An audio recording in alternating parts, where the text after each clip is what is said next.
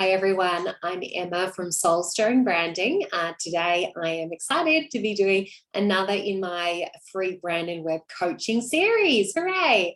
And today we have the lovely Mindy. Mindy, thank you for your patience. I've been a little bit snowed over with work and so much sickness. It's flu season around here in Australia, and it's been hitting my whole family pretty hard. But I'm excited to be back into the swing of things and recording another one of these videos. So let's dive in and have a look at Mindy's website. So Mindy wrote in and she was wanting some advice regarding a little bit of a transition that she's going through in her business. And I was really pleased, Mindy, that you've got in contact, because I think that this is actually something that's super common and happens to so many of us on that business journey. So Mindy wrote that she's a therapist, a life coach, a mindfulness teacher, and her work has taken her in a slightly different direction as of late in the past couple of years, working more in the realm of grief and loss, which I think is amazing because it's something that we all need at the moment, like in this period of such intense change that the whole world has been going through. So her main question that she wanted me to touch on was, how does her current site support and reflect accurately the work that she does, and where could she use an update to help convey who she is more clearly?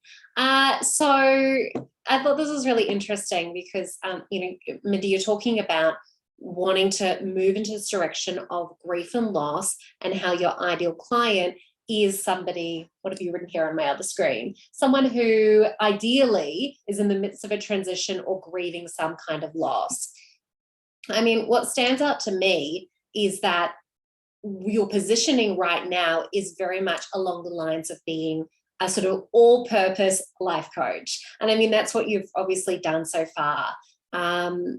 And I'm not really seeing a particular focus on that niche that you really want to build. So I think it's a wonderful opportunity to really step into that niche that you want to follow through on, and go for it properly.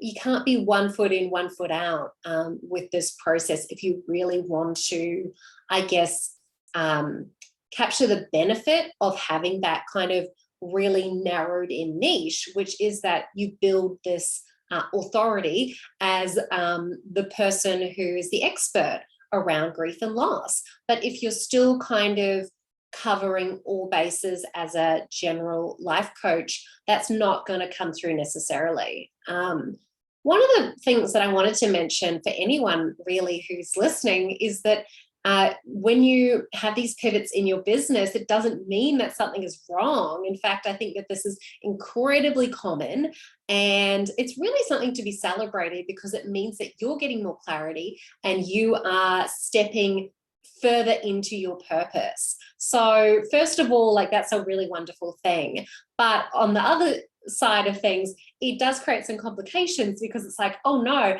now suddenly I need to update my website and my messaging and everything that I'm doing to really reflect this new direction.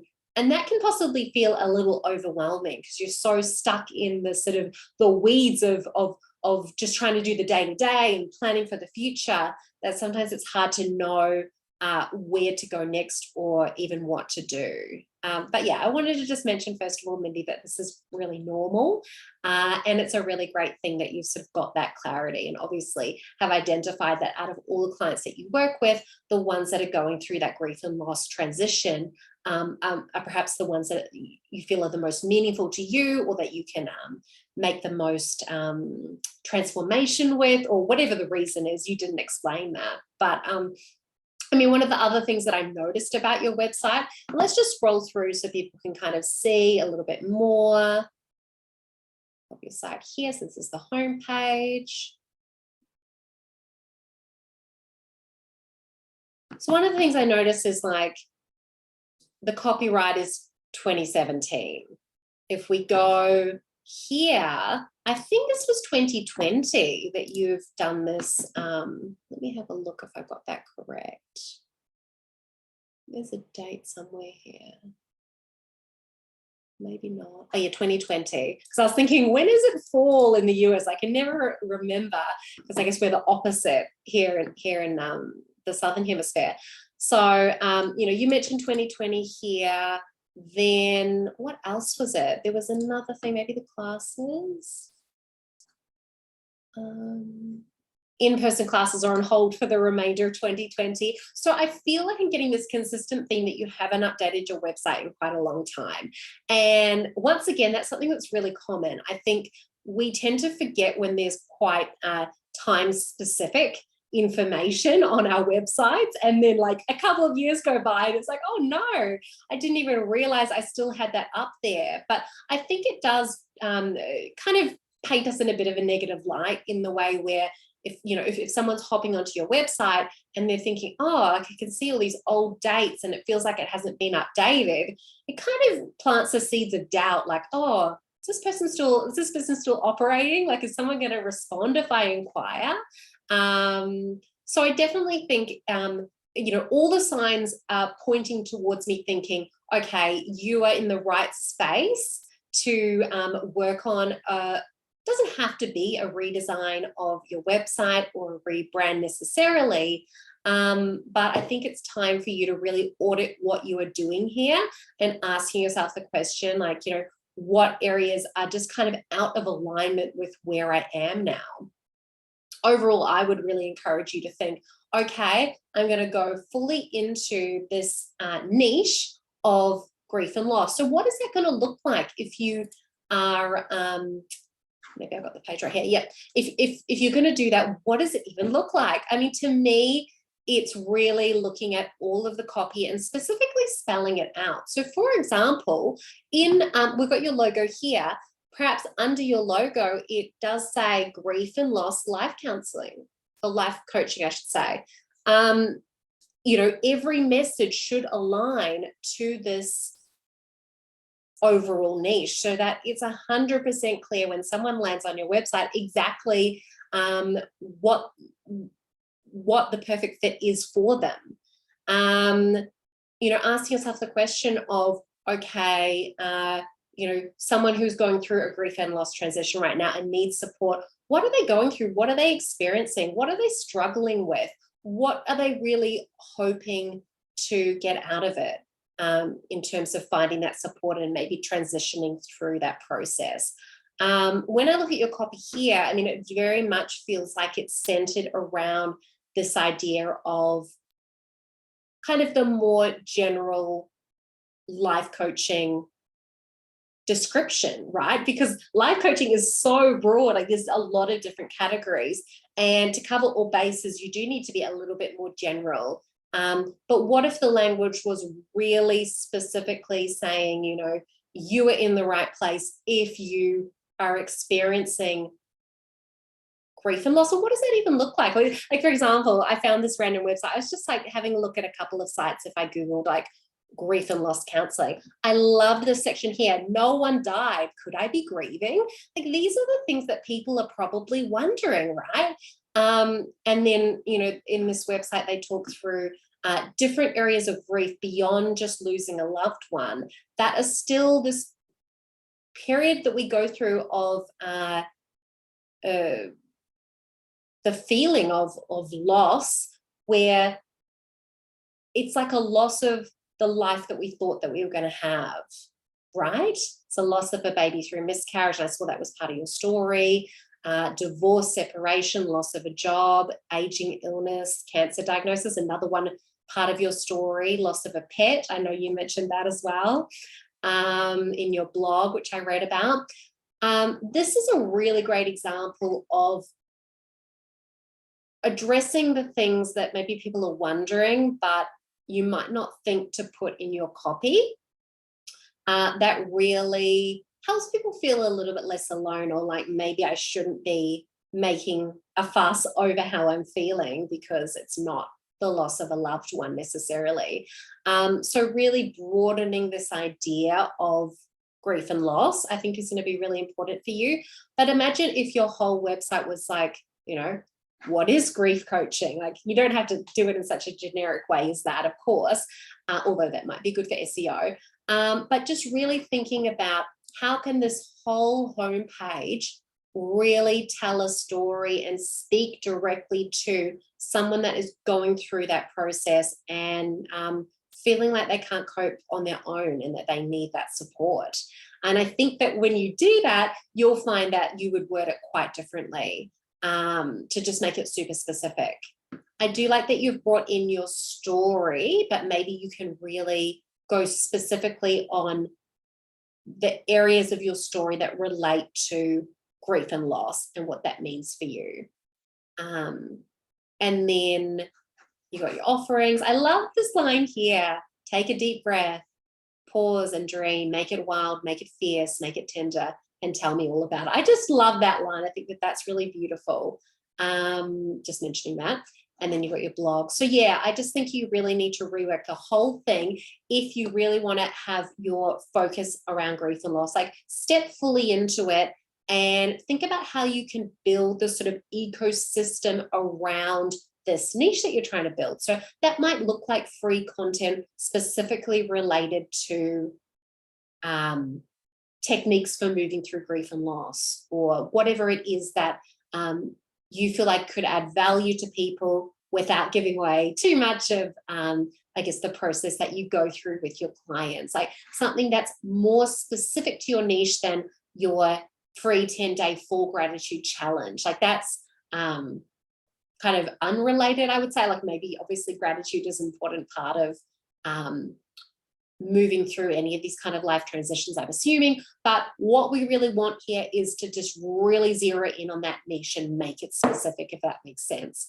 So even your blog posts, like I know you definitely do have some blog posts which are related to grief and loss. Like I did find one. I thought this one was really beautiful here. When I get to this part here, this is the bit that I think you wrote. To live in this world, you must be brave and willing to risk having your heart broken over and over. And then you talk about the loss of a pet and various things. Like this kind of information, I thought, oh, that's really beautiful. And that really feels emotive to me. And I'd love to see more of that kind of storytelling come through in your website, whether that's the homepage or the other pages. Because I feel like you have a lot of heart and you have these stories to share, but I'm not sure that I'm seeing it coming through in the way that is possible, you know, like looking at the potential of what you could do here. So yeah, so I guess that's kind of a general overview of my thoughts around, you know, your question of how you could make sure that it more clearly reflects. You said who I am, but I guess it's more about like your passion or your area of expertise or the direction you really want to go through, right? I can see that, you know, you're telling me that in your message to me, but that's obviously you've evolved and your messaging hasn't necessarily kept up with that. So that would be a general overview on that. I would just really encourage you to think about rewriting your whole site based on that specific thought in mind, or hiring someone to do so. Now, just kind of more generally about your website, let's have a look at that. So let's have a look at your homepage here. We can see that this is your logo here, and I think that the script in your logo is a little tricky. Like I think your last name, I'm not entirely sure how I would pronounce that. Meiering, is that how you say it? I mean, it's kind of like a slightly complicated last name to begin with, and then I think putting it into the script, and I think the R's a little hard to read there. Like I do feel like it makes it harder. It's like you've got a hard name and then you've made it even harder. So if it was me, I would probably want to just simplify that to make sure that it's really readable. We want people to be able to see your name really clearly. And that doesn't mean you need to lose the sense of flow and the softness. I think that you can still have that feel throughout your site, and you know, bring it in other ways through your logo, while also remembering that we have a lot of our other elements such as color, our graphic elements, textural elements, photography that are also going to bring in the softness. You don't necessarily need to do it with a script font in your logo, and especially that font, I think, because if we look at the lowercase, it's just so short that I think the readability is diminished. So it's just something to keep in mind. You might want to think about as you're going through this sort of, rebranding process almost, if you want to think about it like that. You might want to see what other areas you do want to adjust. I love this photo of you. I love the outdoor setting, like just the whole vibe. I think it's just beautiful and like very natural and authentic and grounded. Yeah, stunning.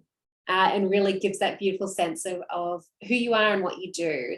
It might be nice to actually have a message in this banner, just because, people on shorter devices than what I'm looking at, or even on the phone, may sort of not get anything from the get-go. I mean, one of the things that I pick up is, even in terms of understanding what you do, the word life coach actually, I think, doesn't come down. Is it? Yeah, in my work as a life coach. But before that, we don't really see that clearly. And you may feel like you don't need to spell that out specifically, but I think it just kind of helps anchor it in to go, oh, okay, that's what you do. Because when we read through things like getting past self-doubt and limiting beliefs, like, people who are in the know would kind of maybe assume that that means you're a life coach. But I just think clarity is key. And having that above the fold of your website is really important as well. One of the things that I noticed actually when I first looked at your website, which was on my phone, is that when it goes to mobile, actually your logo disappears. So that would be another area where I feel like I would want to see that appear, because I think that's important, right? That's your mark. That's the head of your brand family. We want that recognizable.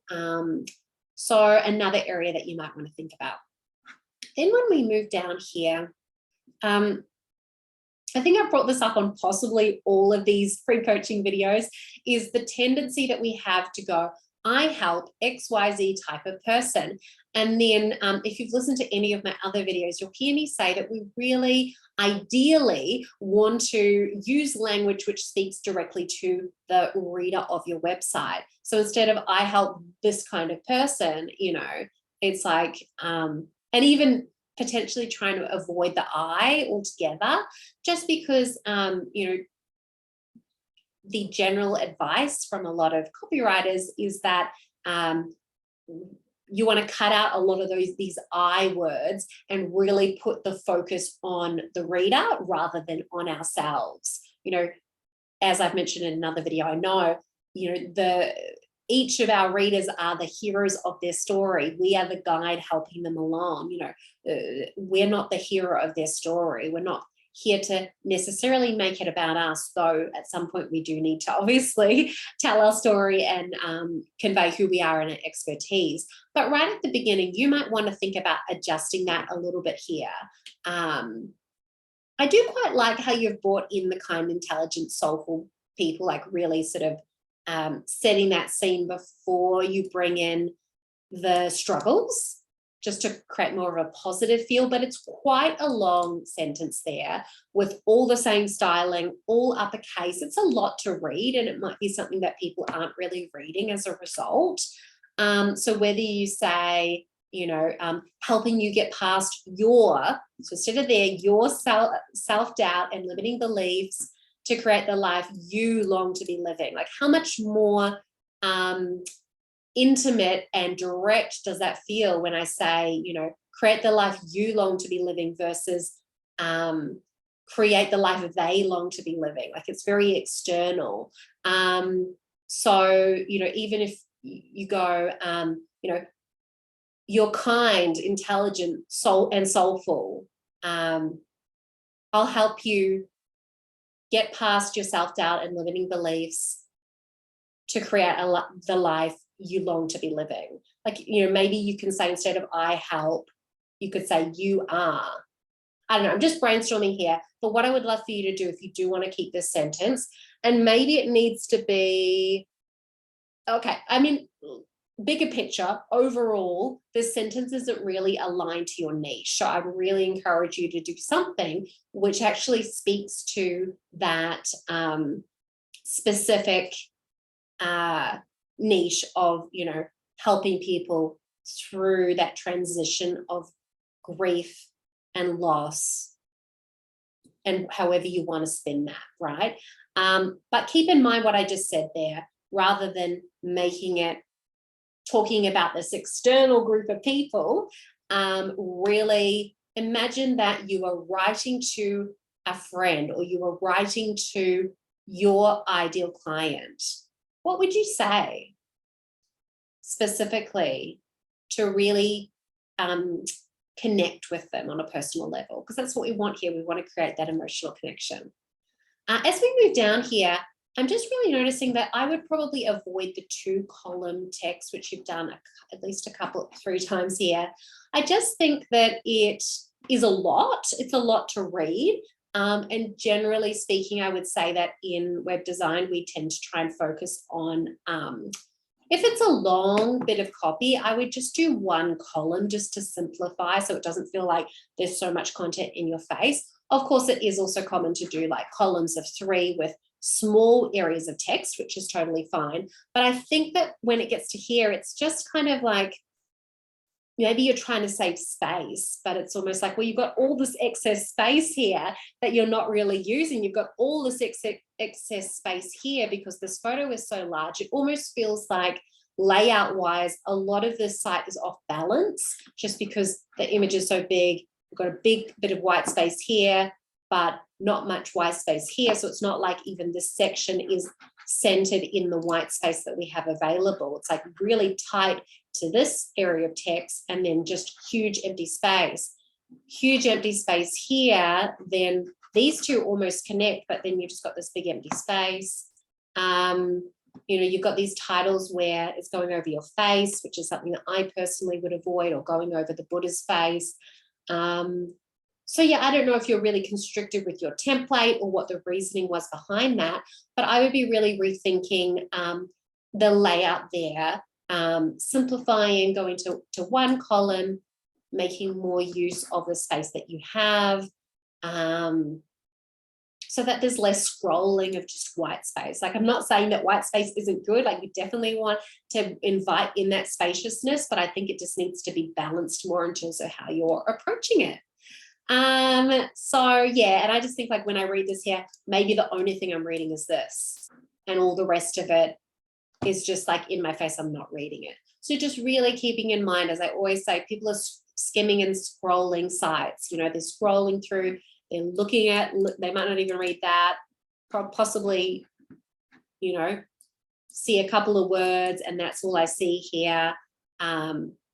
Here, I don't know that I'm seeing much here. So just really thinking about using your hierarchy. So what that means is, like, you've got your headline, which should be bigger than the smaller text, like using a way to really draw the person in so it doesn't feel overwhelming. Because when you present them with a large area of small text without much styling, like, they might only read a little bit of it, and then the rest feels a little much. Because I think that we all think that when people go to our websites, they're going to really read it in detail, and they're going to really care about all the loving words that we've, patiently put together and crafted. But unfortunately, that's not necessarily the case. It might be, especially someone who's going through grief and loss, from my understanding, it can be a time when mentally, it's just mentally, emotionally, all the things, right? It's so overwhelming. It may be hard to sit down and read a whole lot of detail. So with that in mind, you may want to veer towards more simplicity in your site, but then also it's about making the content, or the copy that you have, making it super clear, super readable, super easy. So it doesn't always mean you have to only have a few words on the page. Like, I'm very much pro, like, detail, and really creating this very interesting space on your website where people just want to read every detail. But you've got to make that process easy for people. If you just dump the text on the page, then no one's, even if it's the most interesting copy in the world, possibly people aren't going to read it. So it's all about, using our font styling, our different tools in our toolkit around size and color, different font styles to kind of draw the person in so that they're like, okay, I want to keep going. Once they're hooked, once they've read a few lines and they're like, wow, this is really interesting to me, they may read the whole thing, but if you've got nothing to hook them in the first place, then they're scrolling to the next section. Oh, yep, scrolling to the next section, if you know what I mean. So that's the home page. When it comes to, let's have a look at your about page. I mean, I love all your gorgeous photos. You've obviously got a story here that maybe, I don't know if you would say that that relates directly to loss. I mean, you're sort of saying that you felt empty at the time and you sort of left all your life behind to go on a totally different path.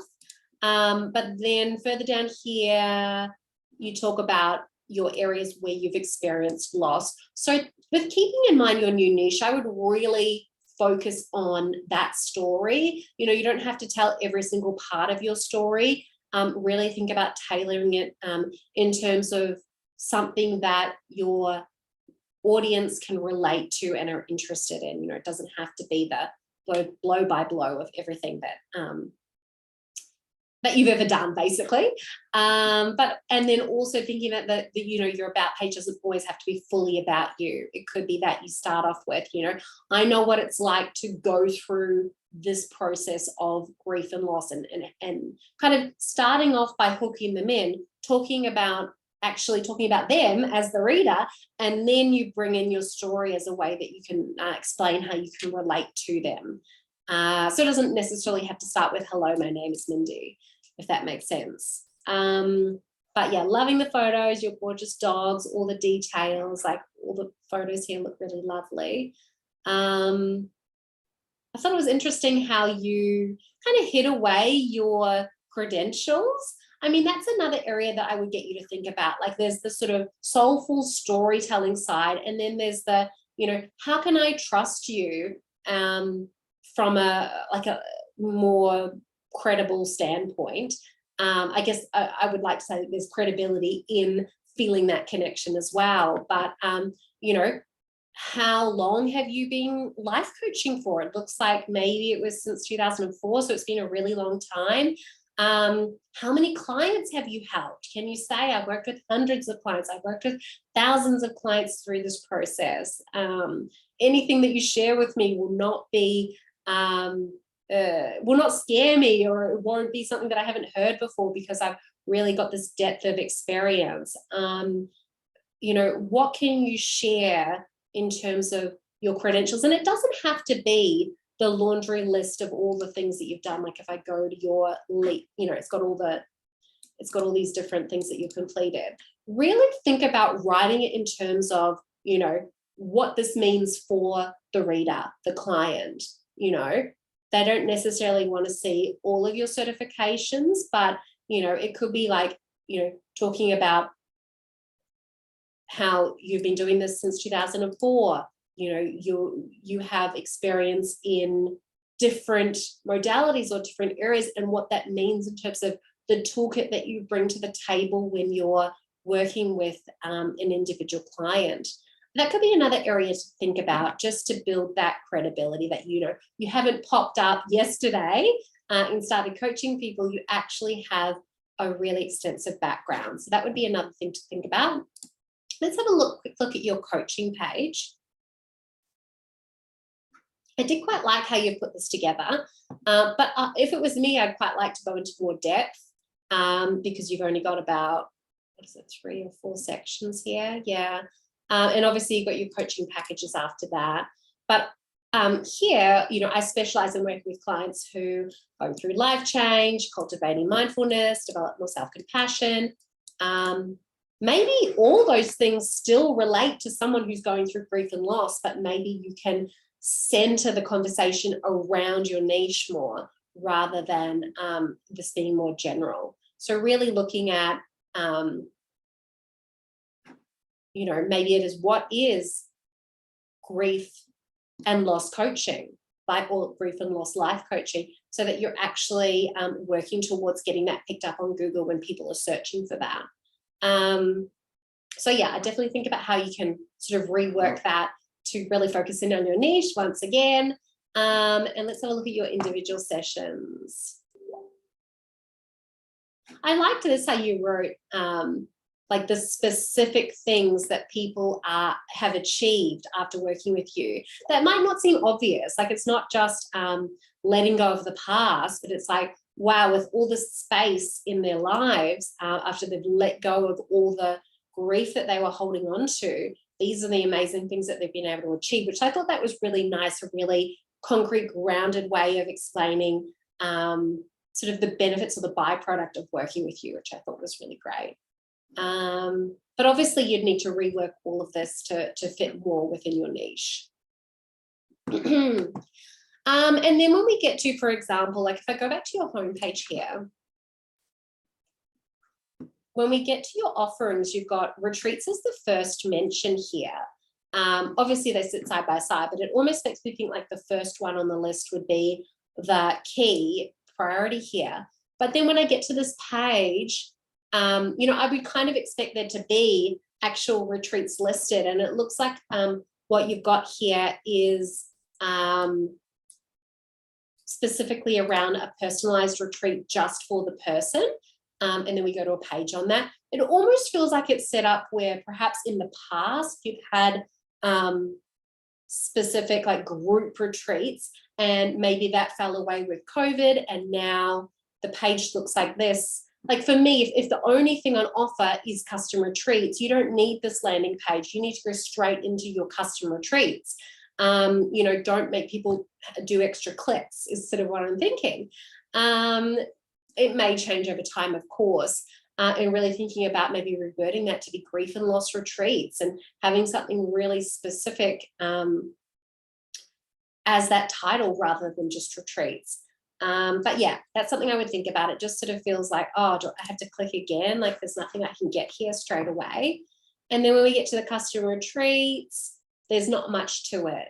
Like, I don't feel like that's enough for me to really go, yep, I'm going to take that brave step, because it's scary, right? Like, don't ever forget that it's really scary for someone to inquire.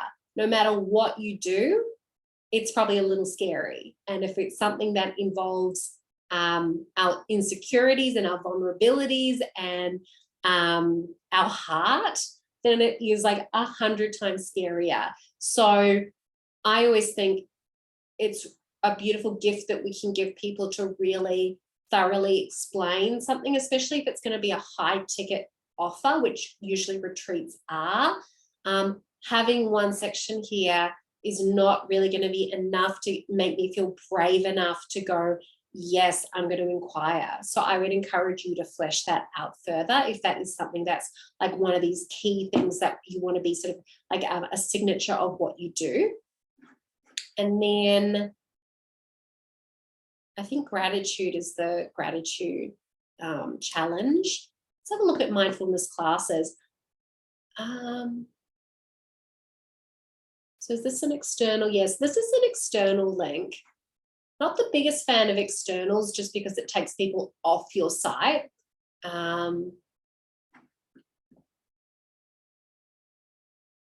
So do you, I'm assuming you are one of the teachers here. I mean, to me,